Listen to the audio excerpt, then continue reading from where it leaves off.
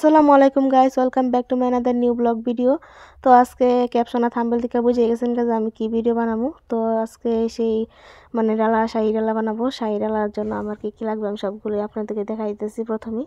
তো ফার্স্টে এখানে আমি কতগুলা মশলা আমার এখানে বাটা লাগবে। তো এখানে প্রথমে আমি আগে ডিমটা আর আলুটা সিদ্ধ বসে তারপর এখানে মশলার কাছে চলে আসলাম। তো এখানে জিরা, আদা, রসুন এবং পেঁয়াজটাকে ভালো করে একটু মিহি করে একদম ফ্রেশ করে বেটে নিতে হবে।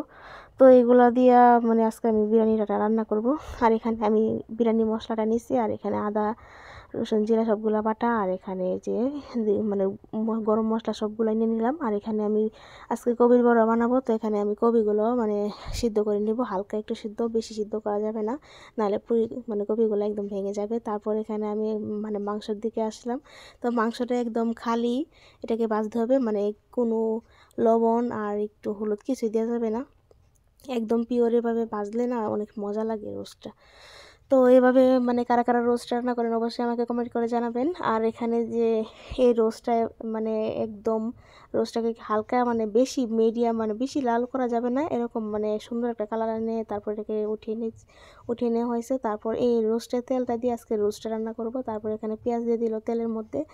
তারপর এখানে একটা তেজপাতা দিয়ে দিবে। তারপর তেজপাতা দিয়ে তারপর বাটা মশলা সবগুলোই দিয়ে দিবে।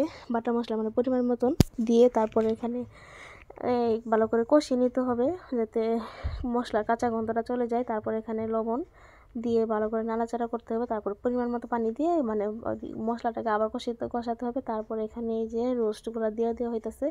তো রোস্টগুলো এভাবে আমরা বৈরবে মানুষ এভাবেই রান্না করে, প্রায় ক্ষেত্রে দেখি আমি এইভাবে রান্না করি। তারপর এখানে এই যে আমি এখানে 5 থেকে 6 চামচ দুধ নিয়েছি, গুঁড়া দুধ। তারপর এখানে একটু পরিমাণ মতো পানি দিয়ে এটাকে হাত দিয়ে একটু মিশিয়ে নিলাম।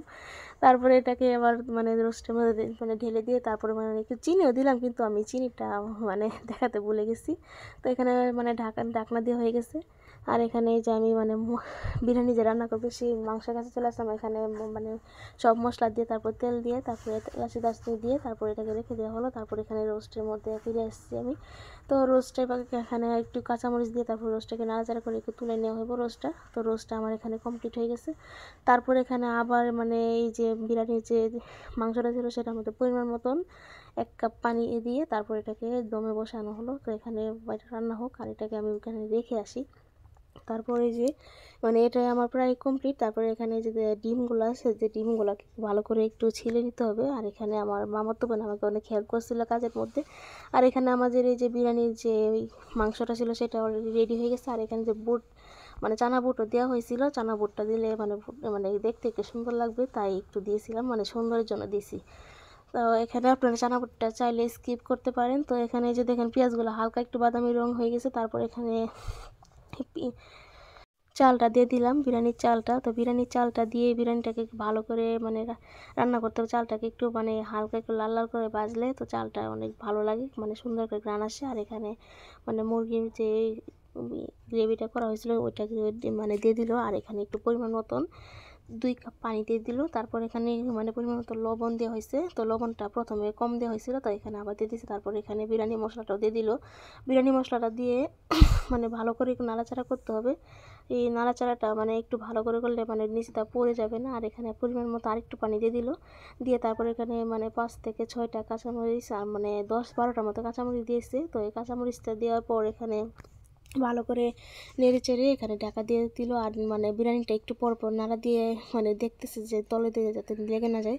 তো এইভাবে করতে করতে আমাদের বিরিয়ানি প্রায় রেডি। আর এখানে ফাইনালি আমি চলে আসলাম। তো আমার চ্যানেলটাকে সবাই সাবস্ক্রাইব করবেন, পাশে থাকা বেল আইকনটি অবশ্যই প্রেস করে দিবেন, আর যাতে আমার ভিডিও আপনাদের কাছে সবার আগে পৌঁছে যায়। তো এখানে দেখেন আজকের ওয়েদারটা বেশি একটা ভালো না, এই একদম কুয়াশা আচ্ছন্ন ছিল। আর আমি এখনো গোসল করি নাই। তো আজকে এইগুলো রান্না করে তারপরে যাবো গোসল করতে। তো এখানে দেখেন আবহাওয়া কুয়াশা যে ছিল দূর বোঝা যেতেছে, দেখেন কুয়াশা দেখা যেতেছে। তো আজকের দিনটা বেশি একটা ভালো কাটতেছি না, একদম কেরম নীরব নীরব লাগতেছে, কেউ নাই। তো এখানে দেখেন আমি আবার কাবাবের জন্য এখানে প্রসেসিং করতেছি। তো প্রায় কাবাবের জন্য এখানে বাটা মশলা সবগুলোই নিয়ে নিলাম। তারপর এখানে একটু ধনিয়া পাতা আর কাঁচামরিচ বাটা দিয়ে দিব। এটা দিলে কাবাবের স্বাদটা একটু বেড়ে যায়। তারপর এখানে পেঁয়াজ দিব, কুচানো পেঁয়াজ। তারপর এখানে পরিমাণ মতো লবণ দিব আর একটু হলুদ দিব, দিয়ে তারপর এটাকে মেখে নিলাম। তো এই কাবাব এইভাবে বানাইলে আমার কাছে খুব ভালো লাগে আর কি। কাবাবটা এভাবেই স্বাদ বেশি। তারপরে এখানে আমি মানে প্রথমে আলুগুলাকে একটু লবণ আর একটু হলুদ দিয়ে ভেজে নিলাম, তারপরে এখানে কাবাবগুলো দিয়ে দিতেছি। তো কাবাবগুলো দিয়ে মানে আমার ভিডিওটা আপনারা বেশি বেশি শেয়ার করবেন।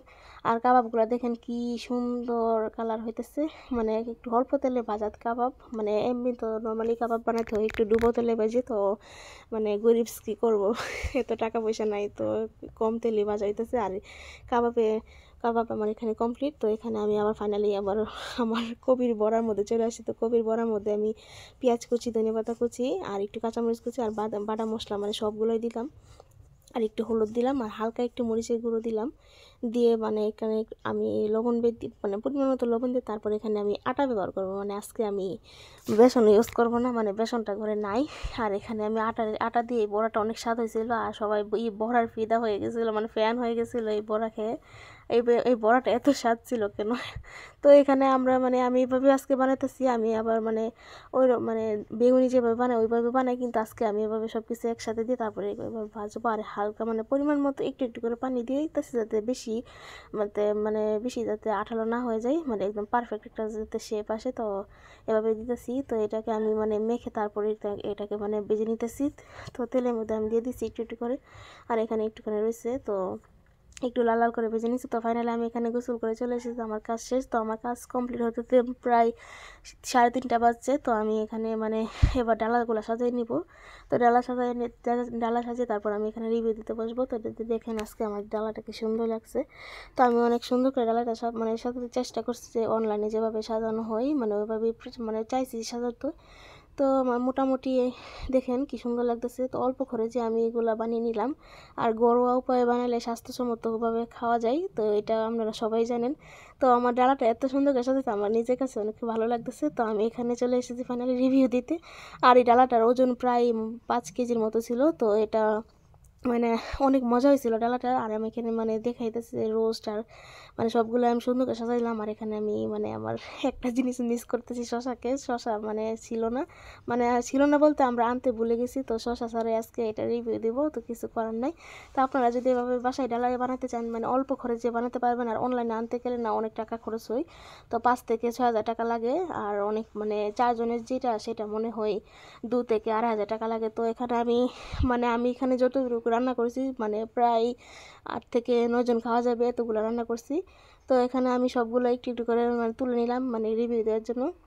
আর কি বলবো, মানে টেস্টটা অসাধারণ ছিল সবগুলা খাবারের। মানে ঘরোয়া উপায় রান্না করলে তো আর জানেনই, ঘরের মতো কি আর বাইরে রান্না করা হবে, এত মজা হয়েছিল যে মানে আমি রিভিউ দেওয়ার সময় মানে আমার মন চেতেছে যে আবার খাওয়া, মানে ভিডিওটা এই সময় এডিট করতেছি তখন আমার মন চেতেছে যে আবার খাইতে, এত মজা হয়েছিল। এখানে আমি মানে প্রতিটা বাইটে বাইটে মানে সবগুলা খাইতেছি, আমার কাছে অনেক ভালো লাগছে। আর ফাইনালি মানে বিশেষ করে আমার কবির বড়াটা মানে বেশি মজা লাগছিল। কবির বড়াটা এত স্বাদ ছিল, মানে এটা কি বলবো, অনেক মজা হয়েছিল। তো আর এখানে কাবাবটা অনেক ভালো হয়েছিল।